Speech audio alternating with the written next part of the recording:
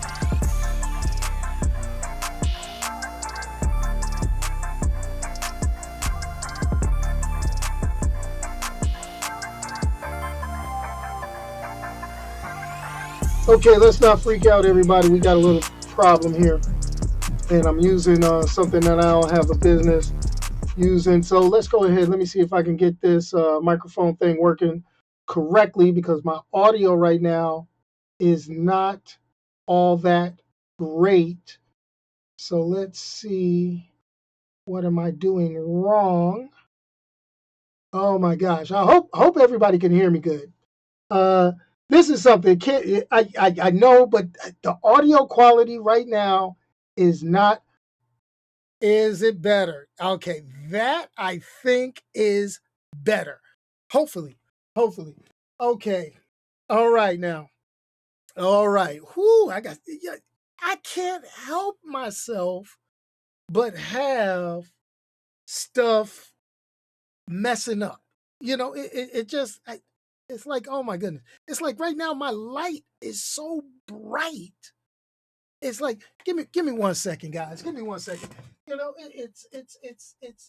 It's ultimately just driving me crazy that, I gotta adjust lights and it's crazy because I don't think I change much out of this at all given times. And I think I know why that's like that. Let's see if I can get the right camera at the right place at the right time. And you know what? It's not even going. It just wants to be difficult. It really does. My day is going real bad. It's going real bad. Okay, so I know you still can hear me, and I don't know why my camera is all over the place. Let's get the virtual background going. It's not doing what it's supposed to do, and my cam link is not. It's not responding properly. Wow, I'm too through, man. I'm too freaking through. This is anything that can go wrong, ladies and gentlemen, has gone wrong today. Wow, this is awesome. So guess what? You get it without the funky cool background. Your boy is here. I don't know what's up with the software. I don't know. I was trying to be cool and not let people see the messy ass office, but it is what it is. All right, guys. So let's talk. All right. Whoo wee! This is crazy. But anyway, all right. So here goes the thing. We got a lot of cool stuff that's been popping up. We got great stuff that's been going down. So I know last week we talked about the Super Bowl. We did all that. My predictions were crap. I mean, literally out of the 10 things that I picked during the Super Bowl on my Super Bowl bets, I got 4 correct. 4 out of 10. That's 40%. Yo, straight failure. It is what it is. Didn't win any money, didn't win anything. So, go figure. But we got to see some cool commercials in regards to our superhero genre movie comic book love. And here's the thing. And I'm going to go ahead and put a couple of points out there to get you guys motivated. So let's talk. Guardians of the Galaxy Volume 3 trailer dropped. I don't know how I'm gonna feel about that. That one is not, for Adam Warlock to be showing up in that, for the High Evolutionary to be showing up in that, it's kind of anticlimactic since you got rid of Thanos. With Adam Warlock, I don't know. I mean, it is what it is. It's ah. Now, in regards to Warner Brothers, because some people are saying, I see you in the chat, Josh, you're talking about it may be Warner Brothers DC Comics time. Well, I mean, that Flash movie looks on point from the trailers. It looks like, damn. It looks like Kevin Hart reacting to Don Cheadle's age. Damn. That's what it looks. So I'm like, okay, I digress. But I still got issues with Ezra Miller. I mean, I know they spent a lot of money. They spent a ton of money on that movie, and it's going to get released. Regardless of his ass getting locked up, all sorts of crazy stuff. They'll cancel him after the movie. The cancel culture will hit him after the movie, and that's fine. I am good with that. But, Michael Keaton, Ben Affleck, okay, you got a whole bunch of stuff going on. You're loosely adapting the Flashpoint story. I get you. But, with you guys, like you're saying, I hope Grant Gustin does become the movie Flash because he was the television Flash and he was the man. I mean, you can't compare him. But, But let's get to what you guys want to talk about. And that's Ant-Man and the Wasp, Quantumania. I like to pull up on my phone and stuff. Ant-Man and the Wasp, Quantumania. Tried to have the cool background and all of that. But it is what it is. It is what it is. And I'm cool with that. I mean, it is what it is. Let me make sure I ain't got any background noise going. So here's the thing. Ant-Man and the Wasp, Quantumania. We're going to talk about top box office. Obviously, new release, top box office this week, $104 million.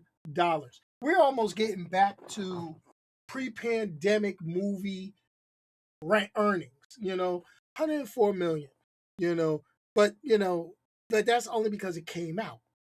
You got 2, 3, 4, and 5. What you got? Avatar, 6 million. Magic Mike's Last Dance. Yeah, I whatever. 5.4. Puss in Boots: The Last Wish, 5.2. Knock at the Cabin, 3.9. 80 for Brady, 3.6. These are, it is what it is. So when you think the movies are coming back, you think, and then you see stuff, the drop-offs like that. Then you get what's going on at AMC with the seats. They charging better seats, cost more money. Nosebleeds cost you less. The argument is people do it for football games, people do it for basketball games, people do it for concerts. Why can't you do it for movies? They ain't got to worry about me going to AMC. I mean, I'm sorry. Now, the raise your prices or don't. It is what it is. Make that crap even. It takes away from the either I'm going to reserve my seat or I'm going to get my ass to the movies early enough regardless. I mean, everything's reserved seating now if you're doing that. So, go figure. But let's talk Ant-Man and the Wasp, Quantumania. First of all, there will be spoilers. So if you haven't seen the movie, I'm sorry. I'm about to spoil a lot of stuff because I got my speculation and I got things. Now, Rotten Tomatoes tore this movie a new posterior. That Rotten Tomatoes was like, oh, it's ridiculous. Let's see. Rotten Tomatoes did not like this movie. But here goes the problem with Rotten Tomatoes. I don't care about Rotten Tomatoes because Rotten Tomatoes is a bunch of, they're not fans. They're not fans. They're not people. So let's talk Rotten Tomatoes. Rotten Tomatoes. Quantumania. Okay, so Ant-Man and the Wasp, Quantumania was 47% rotten on their tomato meter. I'm going to say it again. 47% rotten on the tomato meter. Now, with it being 47% rotten, you'd be like, oh, that movie trash. I don't want to go see that. I don't want to see this. But here goes the deal. The audience score. Now, let's talk about the sampling here. The critic score, Rotten Tomatoes, 47% rotten out of 303 reviews. So that means just under half of those 303, they said the movie wasn't all that great, wasn't good. But when you get to the audience, score, it is an 84% awesome. 84% out of over 5,000 verified ratings. 5,000 said they liked it. Versus the 303, and I'm averaging this, that didn't. So here goes my thing. Was Ant-Man and the Wasp Quantumania worth the hate, or was it worth the good? Now, I'm going to go ahead and say this. Story-wise, across the board, it was a solid story. For a third movie in a series, it was not horrible. But it was not awe-inspiring. I think the problem with a lot of people and a lot of fans, myself included, I just expect Infinity War Endgame style on the edge of my seat after I saw that. Stop me if I'm wrong. Tell me if I'm wrong. That's how I feel. I feel we are spoiled and we want the end game. We want Infinity War. We want to be sitting on the edge of our seat like this saying, dang it. But it is what it is. Now, here's the thing. There were things inside the story that I could have done without and still felt the same way about the movie. There were two elements that really could have been erased from the story. Bill Murray's character, okay, and MODOK. Could have got rid of both of those. The story would have had the same impact for me. The movie would still have the same impact for me. Now, remember, going full nerd, I go ahead, I grade things on a 5-point scale, a 5 nerd scale, a 5 Onyx scale. That's what I do. Okay? 3 being generic, 2 being catch a matinee, 1 being why you bother, 4 being is decent, go check it out. 5 is like, I have not given out any 5s in 2023. Okay? And I'm still not going to give out any 5s in 2023. But I have not given out any 1s in 2023, and I will not be giving out a 1 just yet. Okay? So it's not a 5, and it's not a 1. All right? Now you know where it said falling in between, and that really doesn't help y'all much, does it? No, it doesn't. But anyway, okay. So, reason why I say Bill Murray's character is useless, that could have been played by anybody. So, Marvel, Disney, whoever you want to blame it on, paid an ass ton of money to Bill Murray just for him to be in there 2 minutes. It is what it is. All right. Next, Just like my man Fully Geeking Out just said in the chat, MODOK was not essential to the storyline. He could have been a hell of a lot better. He could have been something that just useless. Also, I'm going to agree with some of the masses. The CGI for MODOK was straight ass. It was. It was horrible. It was bad. You know, was it a comic accurate MODOK? Somewhat. But was it, like, oh, snap, MODOK? They should have kept the mask over MODOK. With the mask on, it was slamming. Took the mask off, trash. Just leaving it at that. So now, let's move it on. Let me take a sip of the adult beverage. I do not condone adult beverages by those who are not of legal age, but sometimes you got to drink these to get through some of these movies. So let's talk a little bit more. What was the bad of the movie? Well, like I said, MODOK, Bill Murray. I felt Michelle Pfeiffer was slightly wasted. Got it, The whole book thing was okay. That was kind of in line with the Ant-Man character.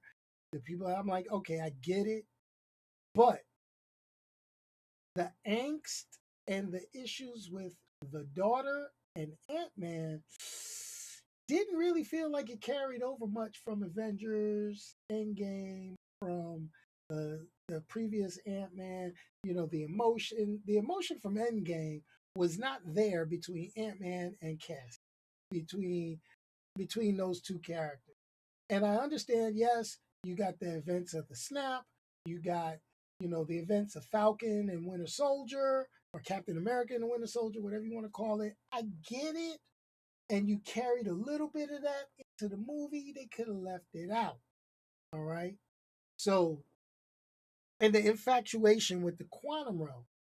Truthfully, if they were talking about looking at the quantum realm, I wish they could have continued the story and looked at the quantum realm and trying to completely cure Ghost. You remember her, the villain from Ant-Man 2, Ant-Man and the Wasp? Yeah, that would have been great. So now, all right. Now, so let's continue on. So if we're going to go ahead, all right, we're going to go ahead and we're going to start narrowing down the scale as to where I found this. It's not a two. Not a two.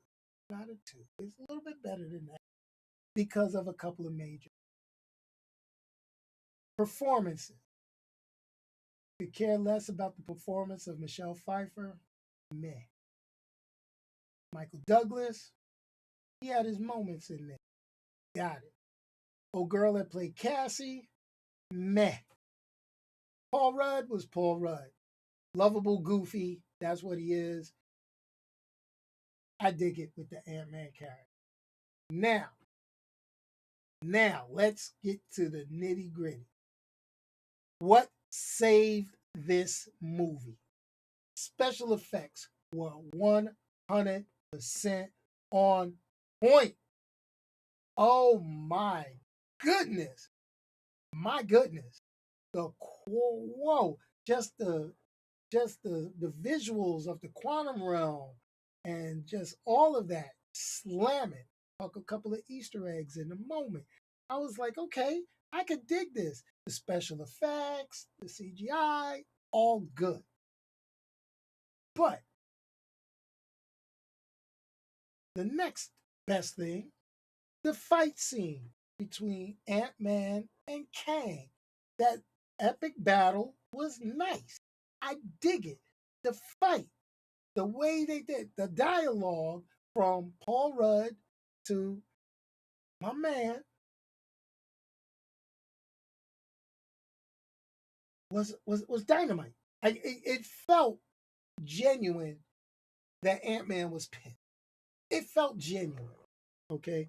Don't know how I feel about a couple of other little things like Michael Douglas. You know, the way he comes in at the end battle, it was kind of smooth. It was kind of cool. But it was like, yeah, okay. But let's move on. Let's move on. We're going to move forward. This is what boosted that movie. Jonathan Majors, my man. And that's why I got this shirt on. Kang. He made the movie. This man has brain.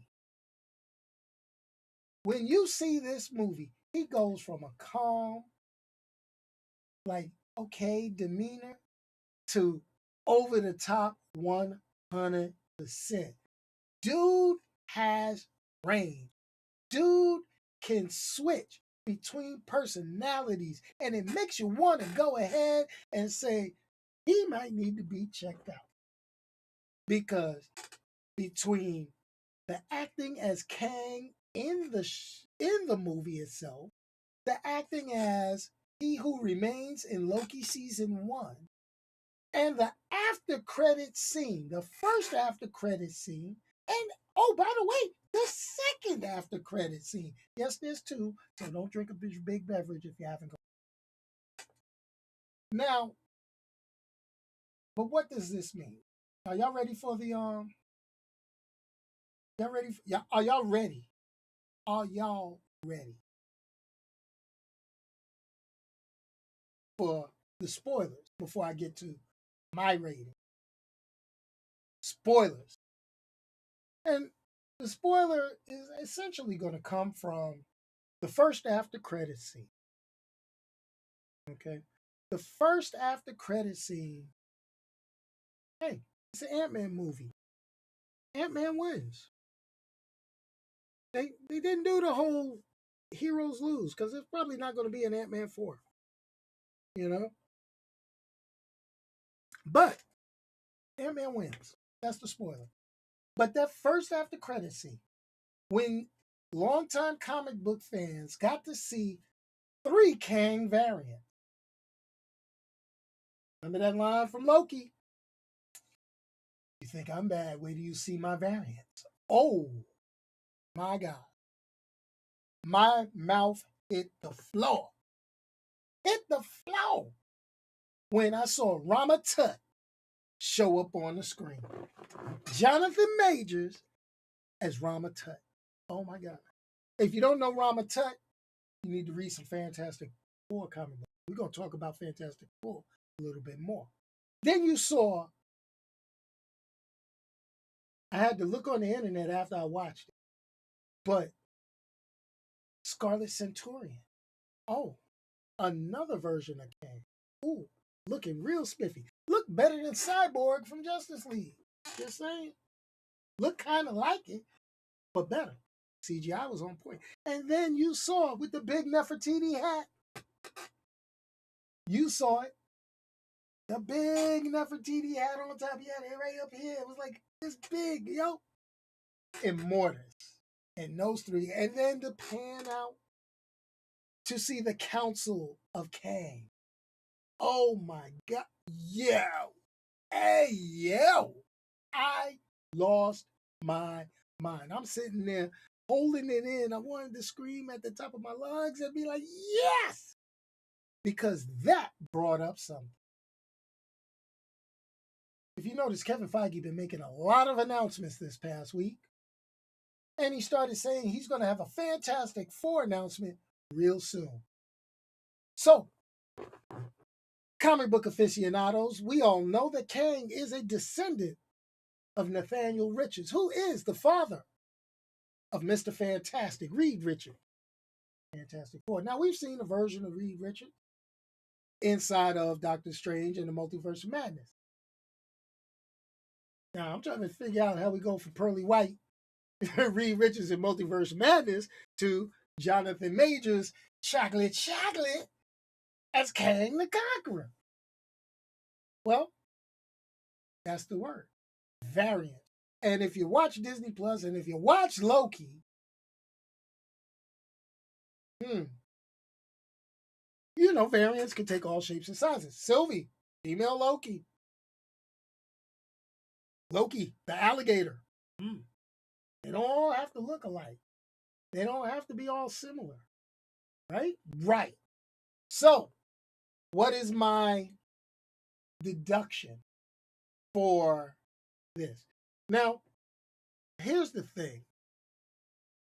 If they follow some comic book etiquette and make Kang a descendant of Nathaniel Richards, then I have a feeling when they make the announcement for the Fantastic Four film, it's going to be one of two things. Either they're going to have a black African American or ethnic actor play Reed Richards, or wait for it, it's going to be Susan Storm. Because, that's how genetics work. They're married, and goes on.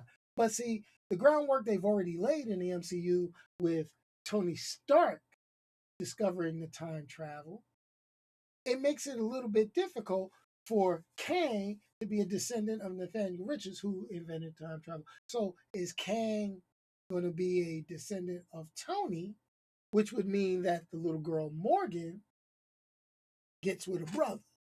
Saying, just putting it out there. Don't know. But the variants are different shapes and sizes. We can go any kind of way. But for the Kangs to be chocolatey all the way across, it leads me to believe that you're going to have a black Reed Richards. You're going to have a black Reed Richards. Bottom line. Okay? You any ethnicity, he's going to be a black guy. Maybe Jonathan Majors. You never know. Jonathan Majors could be the one playing Reed Richards all along. And be like, hey, I don't know these dudes. They're my descendants. Because you don't know how they're going to introduce the Fantastic Four, because they've had issues. And then you had the little dealings in the comic book where they maybe alluded that Kang may be related to Doctor Doom. Maybe Doctor Doom is related to this dude. Maybe Doctor Doom is going to be a brother. Maybe instead of being Victor Von Doom from Latveria, it'll be Victor Von L Doom, from LA, South Central, I don't know. It might happen.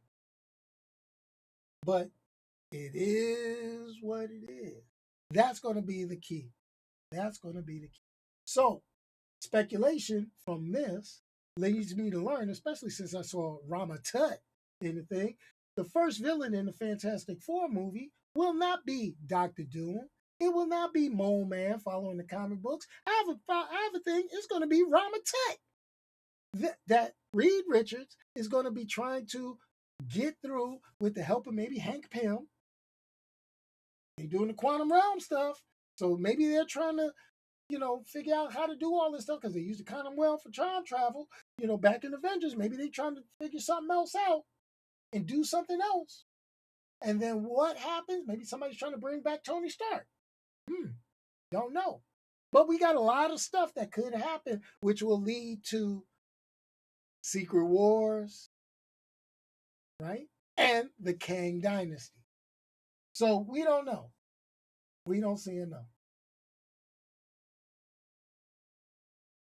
Yeah, Latveria does not sound like brothers will be there. But hey, you never know, man. You never know. He could come from the south side of Latveria. You know what I'm saying? Projects in Latveria. You know what I mean? I mean, it is what it is. I'm just saying. His mom doomed Quisha. I don't know. Shoot. Hey, I just make this stuff up. I don't get paid. It is what it is. It is what it is. But maybe, hey, I look forward to it. But pretty much Jonathan Majors saved the whole film for me. And it, between the special effects, fight sequences, it wasn't a great film, but it wasn't as bad as people are portraying it. It was a solid film. It actually, in my book, gets a 4. It gets a solid 4. No more, no less. It is worth seeing. Go see it in the theater. Do not spend money for an IMAX. Well, IMAX, if they got it in IMAX, you may want to see it, but you don't have to pay for 3D. I see them pushing 3D. Forget that, man. Go to a nice theater, get you in a recliner, get you some food. You're not going to fall asleep on it. It's decent. It's good. It's fun. Okay? And that's what we're supposed to go to the movies. Doom don't have no project. What you mean? Latveria in the comic books is the projects. It is what it is. Yo, but who the heck? I'm looking through here. What was my last movie? I see the name from good old Bifford the Hobbit. I don't know. Well, you know what, Josh? You're talking about superhero fatigue. There is a possibility of superhero fatigue. And I think that sometimes super fans, super nerds, I think we're part of it, part of the public um, fatigue because we look at these things with such a critical eye when compared to the comic. We also are going up against a whole lot of what's the best way for me to say it? People thinking that all movies should be award winning. Hey, we got Cocaine Bear getting ready to hit theater. It's not about having fun anymore. And that's the problem. Everybody thinks every movie should be about an award, it should be an epic thing. What happened to just seeing a movie to enjoy, get away for a couple of hours, have fun? That's the key. I mean, because if you're going to talk about that, I mean, you want to talk fatigue? Let's talk fatigue. We got another Indiana Jones movie getting ready to hit. I mean, Harrison Ford looked tired, bruh. Look tired. We got Fast X coming out. Jason Momoa. I mean, in a Fast and Furious. Come on, son. Work with me. But I digress. It is what it is. But Ant-Man and the Wasp, Quantumania. It's a 4 out of 5 on a going full nerd scale. Right now, I will also say, please take a good look at it. You'll enjoy it. The Young Avengers are coming to fruition. And I think the Young Avengers are going to play a bigger part because think about all the Young Avengers they've already introduced. Wiccan, Speed, Patriot, Ms. Marvel, Young Hawkeye, okay. This one gives us Stature, aka Cassie Lang. Wow. That's 6 of them. Who else we got? They showed young Loki inside of the inside of whatchamacallit. I don't think he died in Loki season 1. They can always bring back young Loki. Just saying. Oh no, that kid probably old as hell now. Well, no, it all depends. As long as he ain't grown a mustache, right? It is what it is. And yes, movies are less about art than they are about the money. But what creates movie and art? What defines it? I mean, I'll be honest with you. Gone with the Wind is art. I could care less about Gone with the Wind. I wasn't really blown away by it. Get it? Gone with the Wind. Whatever. But it's the sign of the times. Things ebb and flow. Ebb and flow. It is what it is. Movies, like I say, let them be the escape. If you get a good one, great. If you don't, meh. Oh well. Did you have fun? Everybody that was in the theater that I saw, nobody booed it. Wasn't that bad. Nobody walked out not smiling. Wasn't that bad. Nobody was like, well, damn, let me get my money back. Wasn't that bad. It is what it is, folks. But hey, I'd like to go ahead and thank each and every one of you for showing up. I've gone over my 30-minute time frame, and I'm sorry. What the bad points? Like I say, the bad points about that movie really were Bill Murray and MODOK. Those were the two things I could not stand about that movie. Well, here's the thing. Most movies, yeah, it is formulaic. Well, you think about it. Most movies are planned in 3 parts. because we're going to go ahead and we're going to juice everybody for the month. 3 parts. So it's always got to be a trilogy. They adapt everything to be a freaking trilogy. And if it goes beyond the trilogy, they're really stretching it out. Like, did we really need 10 Fast and Furious? Do we really need, what's that, 3, 4, 5 Indiana Jones? Do we need 4 John Wicks? Yeah, we need 4 John Wicks. That John Wick 4 that trailer for John Wick 4 looks slamming. But you understand what I'm saying? You know, James Bond was one of those movies, 007 was one of those characters. They did it. They kind of did it right. They reset it every so often. They're not all trying to be connected. It's just the same character in different. Born Identity. Nice. You know,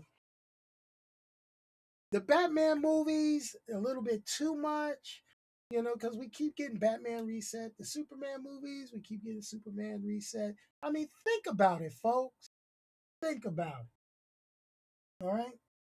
But anyway, as always, I thank each and every one of you. Got to share one last little thing with you. Got a little thing in the mail. We're going to start our fundraising one more time this year. One more time. And with that being said, just to share with you guys, we got another medal this year, which was great. In 2022, we ended up getting our silver medal for the fundraising we did for Children's National Medical Center, raising our medal count. We got 3 gold, 2 silver. So come on, we got to go for gold again this year, folks. We got to get the gold. Links will be coming soon. If you want to become a team member for the, you know, charity fundraising, let me know. We do a video game day in November. That's going to be awesome. We're going to try to do it big this year. Anyway, man, that's it. And remember, if you can't say something nice to somebody, don't say nothing at all. Send it to me. I'll say it for you. I will. Trust me, I will. Anyway. All right, everybody. Hey, let me hit this funky outro music. Hope I didn't spoil the movie too much for those that didn't see it. Ant-Man and the Wasp, Quantumania, 4 on the Going Full Nerd Scale. Said it one more time. That's it. Peace, y'all. I'm out of here. Let's get that funky music going. Oh, my goodness. I think I need to change the funky outro music. I think I'm going to do it.